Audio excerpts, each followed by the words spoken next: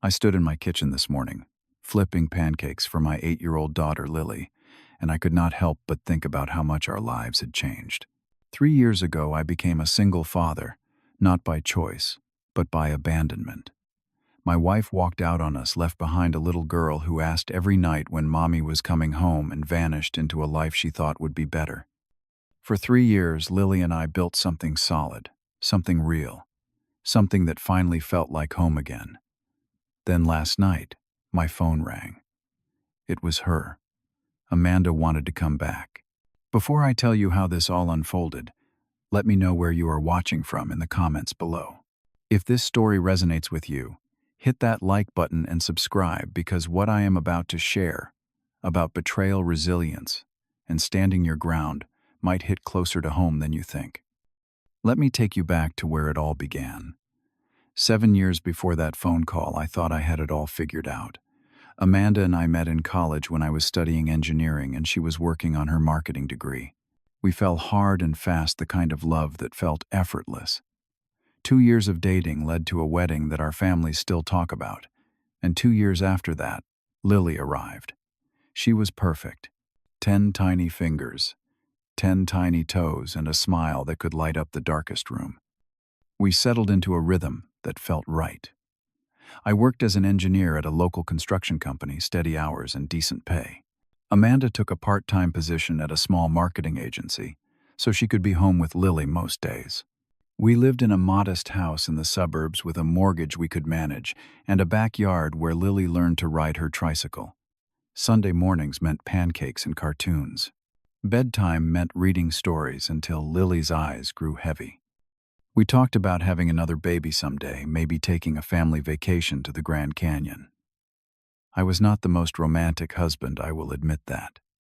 I did not bring home flowers every week or write love letters, but I showed up. I came home on time every single day. I changed diapers at 2 in the morning. I fixed the leaky faucet and mowed the lawn every Saturday. I thought that was enough. I thought we were happy. Looking back now, I can see the cracks forming, but at the time I was blind to them. About 6 months before Amanda left, things started shifting in ways I could not quite name. It started when she asked to go full-time at her agency. She said she felt like she was falling behind, that all her college friends were climbing corporate ladders while she was stuck at home. I supported her completely. I wanted her to feel fulfilled. We hired a sitter to pick Lily up from kindergarten and stay with her until one of us got home. The new job seemed good for Amanda at first. She got her hair cut in a sleek new style. She bought clothes that looked more professional, sharper somehow. She started wearing makeup to work every day when she used to save it for special occasions. I remember thinking she looked beautiful, confident. I told her so. She smiled, but it did not quite reach her eyes.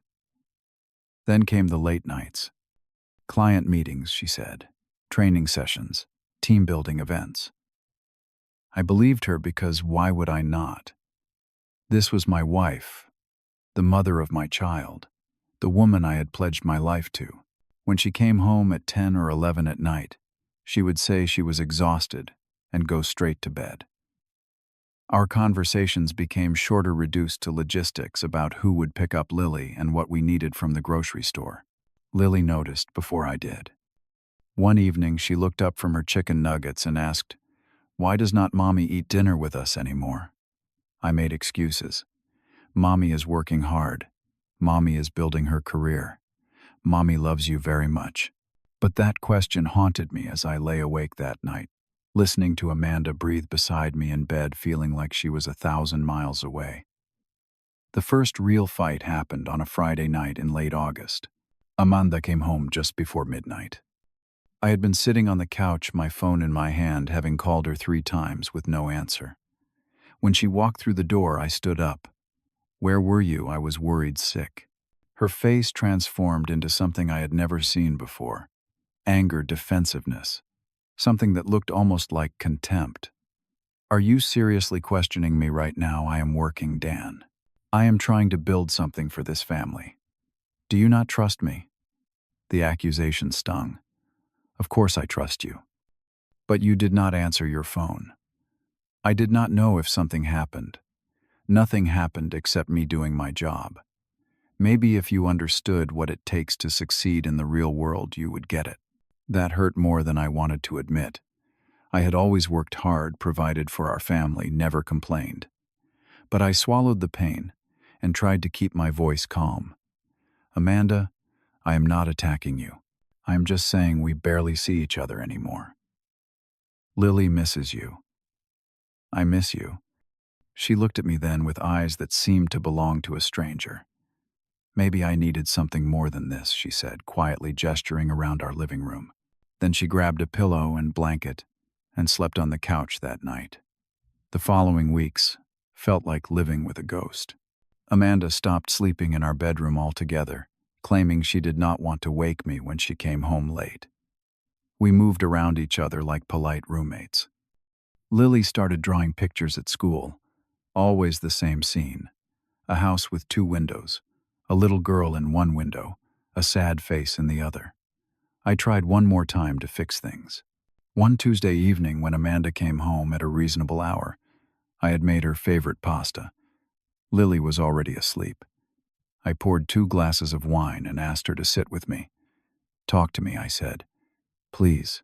Whatever is wrong, we can work through it. We can see a counselor. We can figure this out together. Amanda stared at her wine glass for a long time.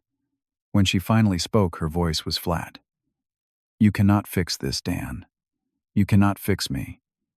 I feel like I am suffocating. Like I am trapped in a life I did not choose. But you did choose it. We chose it together. She shook her head. I thought I wanted this. The house, the husband, the kid, all of it.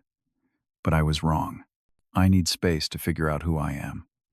What does that mean, space? She did not answer. She just stood up, kissed me on the forehead like I was a child, and walked away. I sat there alone, feeling my world crumbling but refusing to believe it could actually fall apart. 3 weeks later, it did. I woke up that Saturday morning in late September to find 2 large suitcases by the front door. My heart stopped. I rushed downstairs, still in my pajama pants, and found Amanda in the kitchen, dressed and ready to leave. Lily was still asleep upstairs. What are you doing? My voice came out strangled. She would not look at me. You can see what I am doing. Where are you going? Why, Amanda? We have a family. We have a daughter sleeping upstairs who loves you. I know. Her voice broke slightly, but she steadied it. I cannot do this anymore, Dan. I cannot pretend. I cannot keep living a lie. A lie. What lie? Our marriage. Our life together. She finally met my eyes, and what I saw there terrified me. Determination, finality. I have met someone else. Someone who understands me. Someone who makes me feel alive. The words hit me like a physical blow. I actually stepped backward, gripping the counter to stay upright. What, who, how long, it does not matter. What matters is I have to go. I have to choose myself for once. What about Lily? I could barely get the words out. She is your daughter. She needs her mother. Amanda's face twisted with something that might have been guilt or might have been annoyance. Lily will be fine. She has you. You are the better parent anyway. You always have been. That was not a compliment. It was an excuse. Please, I heard myself begging, and I hated the desperation in my voice. Do not do this. We can fix this. We can go to therapy. We can start over. Just please do not leave our daughter. I already made my decision. She picked up her bags. He is a manager at the agency. His name is Richard. He has an apartment downtown. I will send you money for Lily every month. You can tell her whatever you want. I followed her to the door, my mind spinning. You cannot just walk away from your child. That is not how this works. Watch me. She opened the door, stepped outside into the cool morning air, and without looking back, she said, I will have my lawyer send the divorce papers. I am not asking for custody. You can have her. And then she was gone. Just like that. 7 years of marriage. a 5-year-old daughter upstairs who would wake up soon asking for breakfast, and she was gone. I stood in that doorway for 30 minutes, unable to move, unable to think, unable to process what had just happened. When Lily came downstairs in her princess pajamas, rubbing sleep from her eyes, she asked, "Where is Mommy?" I knelt down to her level, forcing a smile that felt like it might crack my face in half. "Mommy had to go on a work trip, sweetie. A long one. But it is okay. We are going to be okay." Lily looked at me with those big, trusting eyes and nodded. She did not know yet that her mother had chosen a stranger over her. She did not know that her entire world had just shifted on its axis. I made her chocolate chip pancakes that morning, and she chattered about a dream she had about unicorns, and I held myself together because that is what fathers do. The days that followed blurred into a nightmare. Amanda sent a single text message: "I am sorry. I need time. I will contact you when I am ready." A week later, divorce papers arrived via courier. She was not contesting anything. She did not want the house. She did not want shared custody. She wanted monthly visitation rights a few times a year and nothing more.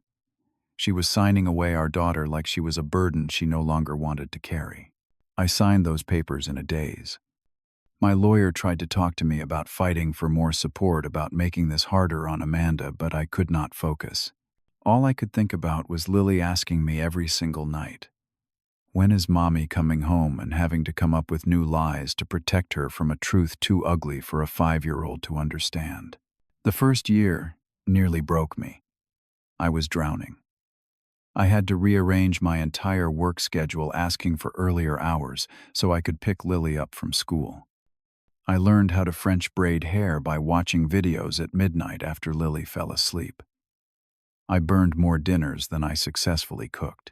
I forgot about parent-teacher conferences and missed 2 of them before the school started sending me reminder emails. I fell into bed every night exhausted and woke up every morning to do it all over again. The worst part was watching Lily hurt. She stopped talking about her mother after a few months, but I knew she was thinking about her.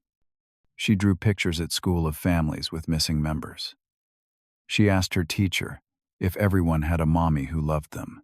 She had nightmares where she would wake up screaming, and I would rush in to find her sobbing, saying, "I dreamed you left too."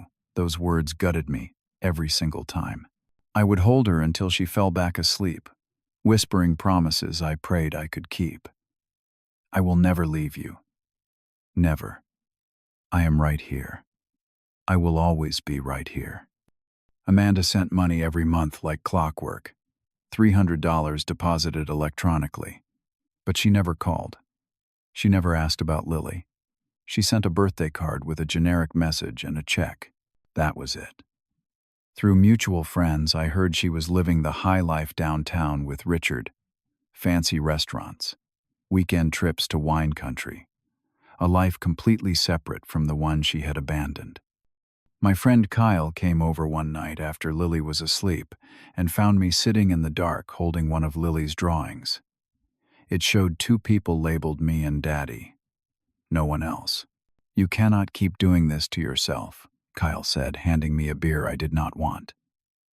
"Doing what, torturing yourself over someone who clearly does not deserve you, or that little girl upstairs. She is Lily's mother. Biology does not make you a parent. Showing up does. And you show up every single day."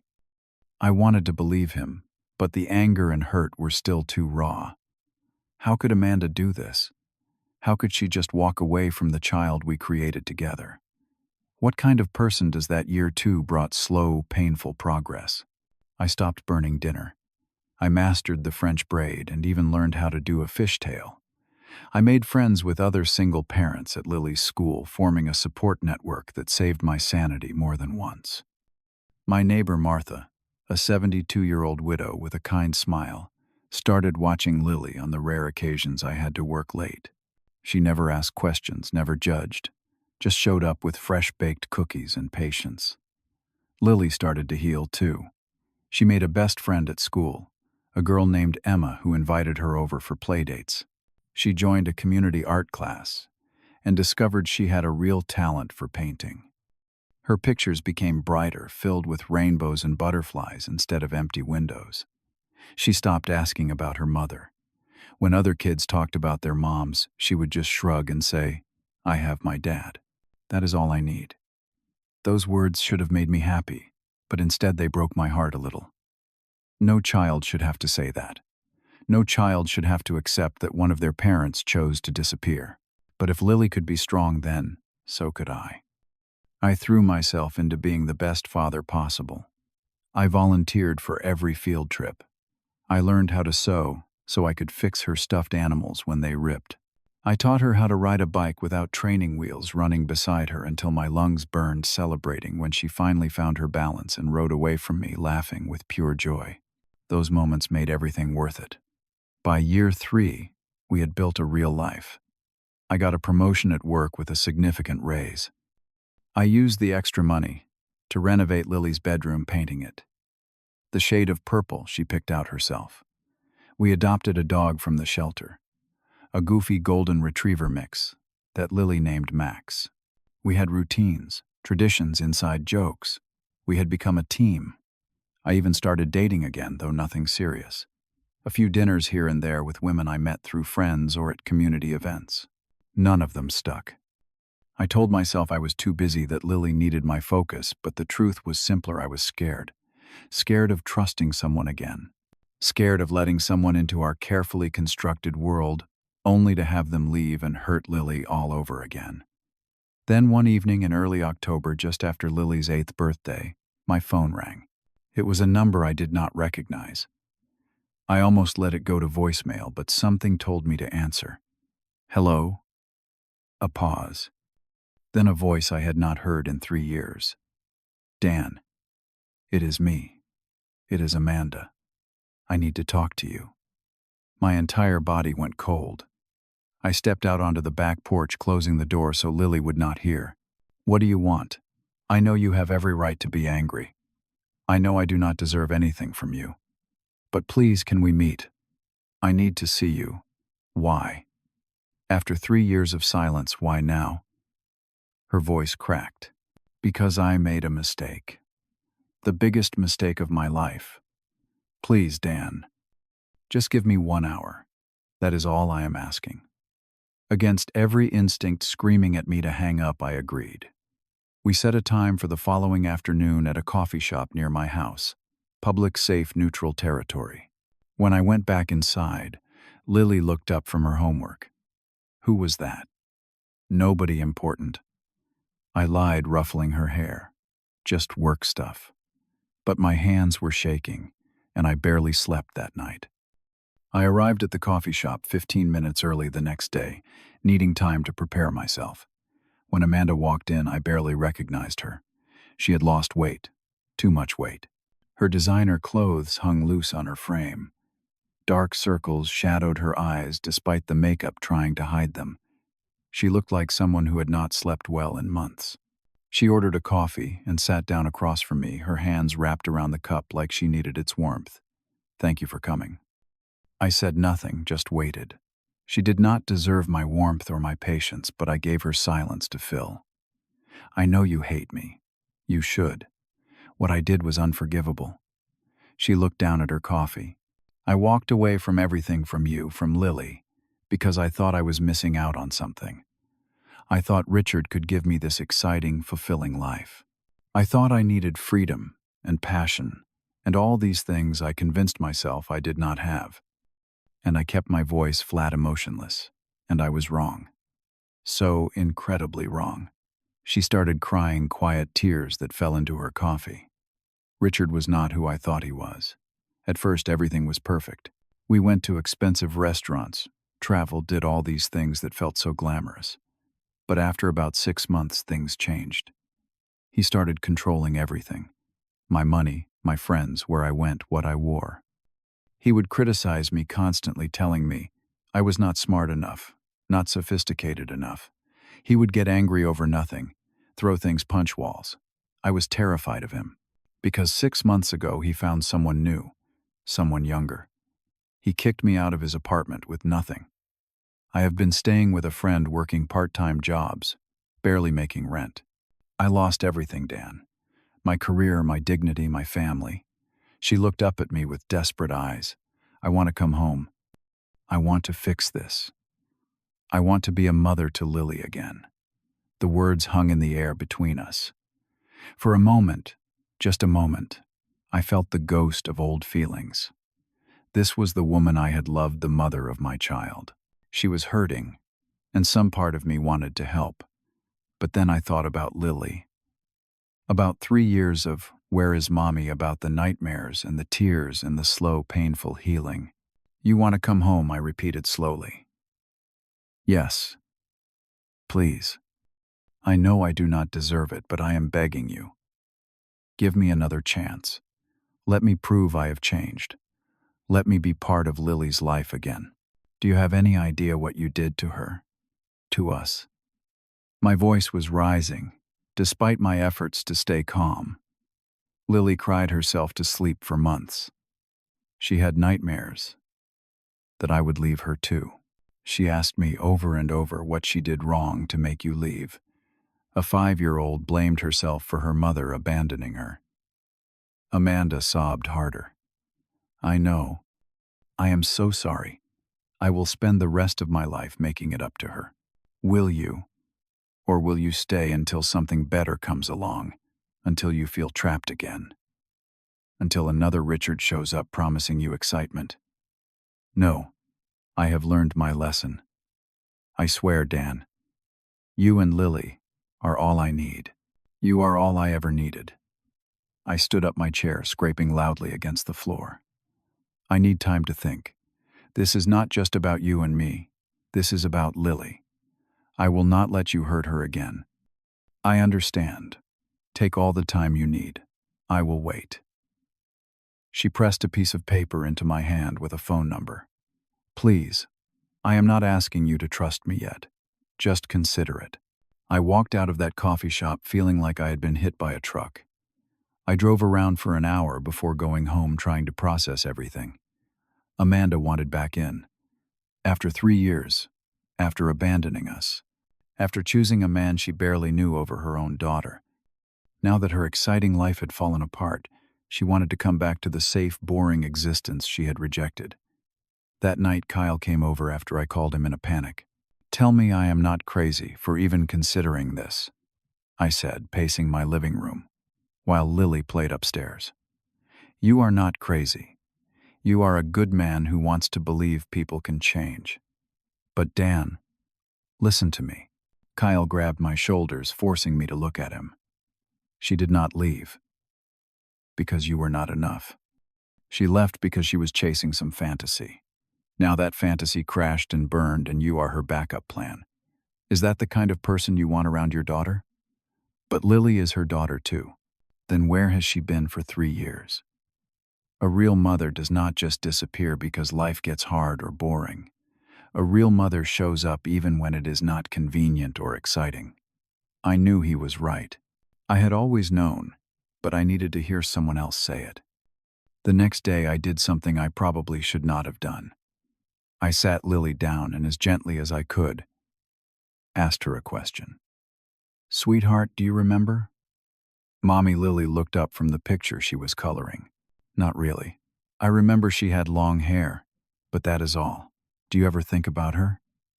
She considered this carefully, her crayon hovering over the paper.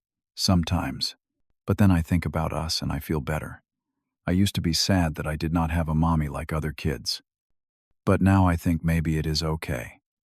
I have you, and you love me enough for 2 people." My throat tightened. What if Mommy wanted to visit sometimes? Would you want that Lily's face became serious in that way? Only children's faces can wise beyond their years, from hurt they should not have had to experience. I do not know, Daddy. What if she leaves again? I do not want to feel sad like that anymore. That conversation told me everything I needed to know. But I still was not prepared for what happened 3 days later. I was making dinner, spaghetti, and meatballs when the doorbell rang. Lily ran to answer it before I could stop her. I heard her gasp, and I rushed to the door to find Amanda standing there holding a wrapped present. "Hi, baby girl," Amanda said, her voice thick with emotion. I am your mommy. I have missed you so much. Lily stood frozen, her hand still on the doorknob. She looked back at me confused and scared. I stepped between them. What are you doing here? We agreed I would call you. I could not wait. I need to see my daughter. I have rights, Dan. Rights. I felt anger rising hot in my chest. You signed away your rights 3 years ago when you chose someone else over her. I am still her mother. I gave birth to her. You cannot keep me from her. Lily started crying. Not loud sobs, just quiet tears running down her face as she pressed herself against my leg. That image, my daughter crying because her own mother showed up unannounced, something snapped inside me. Lily, go to your room, sweetie. I will be right there. She ran upstairs without argument. I heard her door close. Then I turned back to Amanda, and for the first time in 3 years, I let myself feel the full weight of my anger. You do not get to do this. You do not get to show up without warning and traumatize her all over again. I am not traumatizing her. I am trying to be her mother. You stopped being her mother the day you walked out that door. You know what she asked me last night.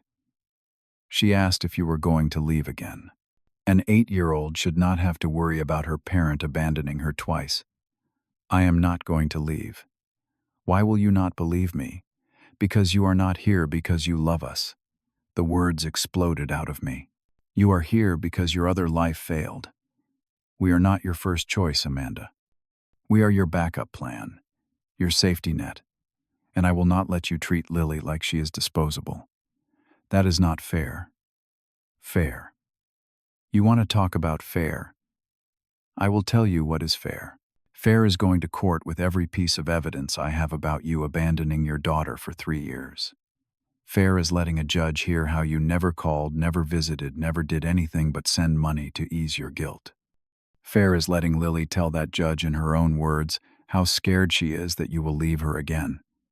Amanda's face paled. You would not do that. Try me. You walked away from us once. You do not get to waltz back in when it is convenient for you.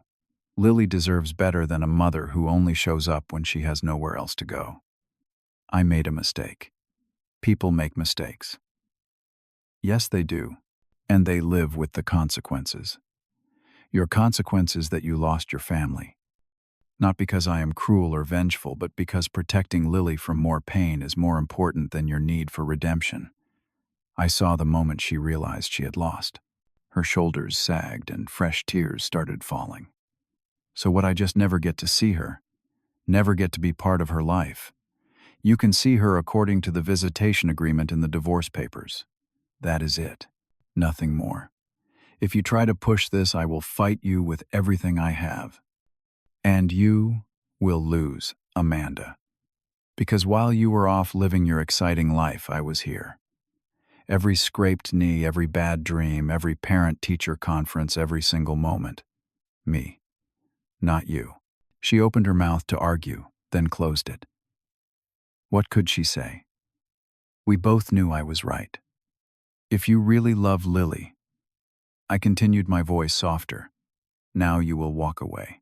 You will let her have the stable, peaceful life she has now. Maybe someday when she is older, she will want a relationship with you. But that has to be her choice, not yours. Amanda nodded, slowly defeated. Can I at least give her the present?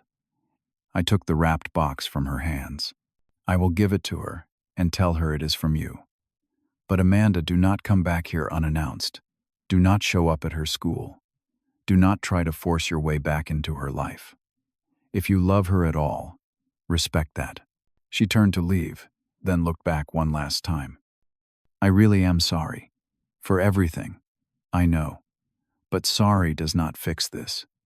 I watched her walk to her car, watched her drive away, and felt something shift inside me. Not forgiveness, not yet, but release. For 3 years I had carried the weight of wondering if I could have done something different, if I could have saved my marriage, if I was enough. Standing there on my doorstep, protecting my daughter from more hurt, I finally understood. It was never about me not being enough. It was about Amanda. not being strong enough to stay. I went upstairs to find Lily curled up on her bed, hugging her stuffed elephant. I sat down beside her and pulled her into my lap. "That was Mommy, was it not?" she whispered. "Yes, baby. That was her." "Is she going to take me away?" "No. Nobody is taking you anywhere. You are staying right here with me and Max and all your friends and everything you love. Always. Promise. Promise." She relaxed against me, and we sat like that until her breathing evened out and she fell asleep. I laid her down gently, covered her with her favorite blanket, and sat watching her sleep for a long time. The next morning, I called my lawyer and explained everything. She reassured me that given the circumstances, I had full legal backing to maintain the current custody arrangement. Amanda could try to fight for more time, but with 3 years of absence and documented minimal contact, she would not win. A week later, I received an email from Amanda's email address. It was short. "You are right. Lily deserves better than what I can give her right now. I will not fight you. Please tell her I love her even if I have a terrible way of showing it. I will send birthday cards, and if she ever wants to talk to me when she is older, I will be here. Take care of her. You are a better parent than I ever was." I did not respond. There was nothing left to say. 6 months have passed since that night. Lily and I have fallen back into our rhythm stronger than before. She has not had any nightmares. She does not ask about Amanda anymore. When her birthday card arrived last month, I showed it to her, and she read it with a neutral expression, said, "Okay," and went back to playing with Max. I am not going to lie and say everything is perfect. There are still hard days. There are still moments when Lily sees a mother and daughter together at the park and something flickers across her face. Something I cannot fix no matter how much I want to. But those moments are fewer now, and they pass quicker. As for me, I have learned things about myself I never knew. I learned that I am stronger than I thought. I learned that love is not just a feeling, it is a choice you make every single day when you show up, even when it is hard, even when it hurts. I learned that some people leave not because you are not enough, but because they are broken in ways you cannot fix. I also learned about forgiveness, real forgiveness. Not the kind where you pretend nothing happened and let someone back into your life to hurt you again, but the kind where you acknowledge the pain, accept it, and then let it go so it does not poison your future. I do not hate Amanda anymore. I feel sorry for her. She gave up something precious because she thought she needed more, and she lost everything in the process. That is punishment enough without me adding to it. Recently, I started seeing someone new. Her name is Sophia, and she is a second-grade teacher at a nearby school. She has kind eyes and a laugh that makes me smile without meaning to. I introduced her to Lily last week, just casually at the park, and they got along beautifully. Sophia taught Lily how to identify different types of leaves, and Lily was fascinated. I am not rushing anything, but for the first time in years, I feel hopeful about the future. 3 years ago, I thought my life was ending. I thought I would never recover from the betrayal, never be whole again. But standing in my kitchen now, watching Lily help me make breakfast while Max begs for scraps under the table, I realize something important. My life did not end. It transformed. It became different, but not less. In some ways, it became more. I learned that family is not always about blood. It is about who shows up. It is about the neighbor who brings over soup when you are sick. It is about the friend who drops everything to help you move furniture. It is about the little girl who looks at you and says, "You are the best daddy in the whole world," and means it with every fiber of her being. Lily and I have a tradition now. Every Sunday night, we sit together and each say 3 things we are grateful for from the week. Last Sunday, Lily said, "I am grateful for Max, for my new painting set, and for you, Daddy, because you never left." I had to excuse myself to the bathroom because I started crying. and I did not want her to see. Those words, "because you never left," that is everything. That is the whole story. I did not abandon her when things got hard. I did not run when the path got rough. I stayed. And in staying, I built something more valuable than any exciting adventure Amanda chased. I built home. So when people ask me how I survived, how I managed to raise a daughter alone after my wife abandoned us, I tell them the truth. I did not do anything special. I just showed up. Every single day. Even when I did not want to. Even when I was exhausted and heartbroken and angry at the world, I showed up. And it turned out that was enough. Amanda taught me something too, though not in the way she intended. She taught me that sometimes people leave because they are looking for something they think is missing, but what they are really running from is themselves. She thought her life was too small, too boring, that she was trapped. But the cage she felt was one she built in her own mind. Real freedom is not about escaping responsibility or chasing excitement. It is about finding peace in the life you have, about choosing love, even when it is not easy, about understanding that stability is not a prison. It is a gift. Today, Lily is drawing again like she always does, but her pictures have changed. Now they show a house with a yard, a dog running around, and two people smiling. Sometimes there is a third person in the background, someone with kind eyes who might be Sophia, though Lily has not labeled her yet. But what matters most is this: the two main figures are always the same. A little girl and her father standing together holding hands.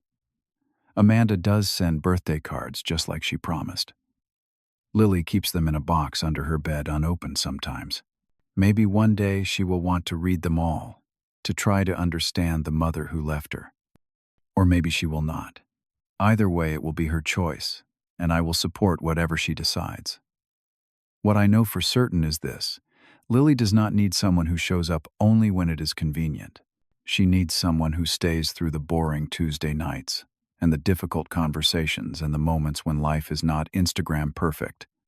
She needs exactly what she has: a parent who chose her every single day, who built a life around her happiness, who understood that being a father is not about being perfect, it is about being present.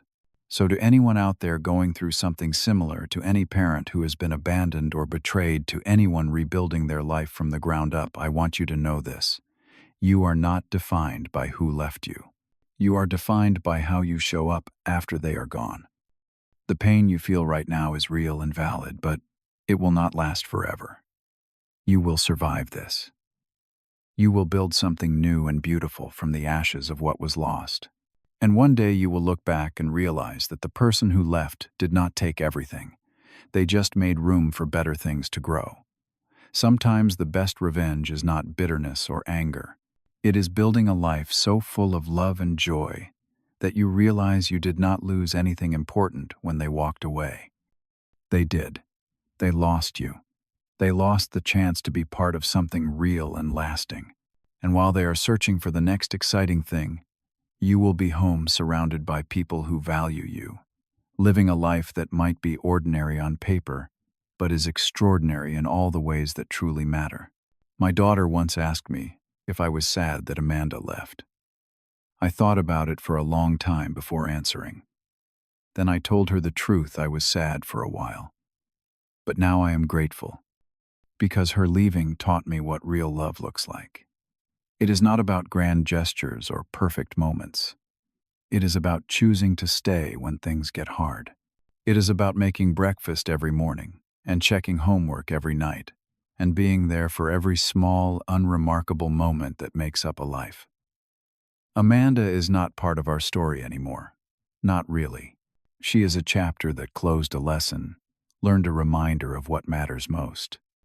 Our story now is about resilience, about healing, about building something stronger than what we had before. It is about a father and daughter who learned they did not need anyone else to be complete. It is about understanding that home is not a place or a person. It is a feeling of safety and love that you create together. Have you ever had to protect someone you love from a person who hurt them? Have you ever had to choose between forgiveness and boundaries? Share your story in the comments below. And if this story resonated with you, hit that like button and subscribe because we are all in this together learning how to navigate the complicated mess of human relationships. Share this with someone who needs to hear that they are enough, that staying is brave, that building a new life after betrayal is possible. Thank you for listening to my story. I know it was not easy to hear in places, but I hope it reminded you that endings can become beginnings, that loss can lead to growth, and that the people who stay deserve more credit than the ones who leave. Take care of yourself and the people you love. Show up for them. Be present, because at the end of the day, that is what really matters. That is what builds a life worth living.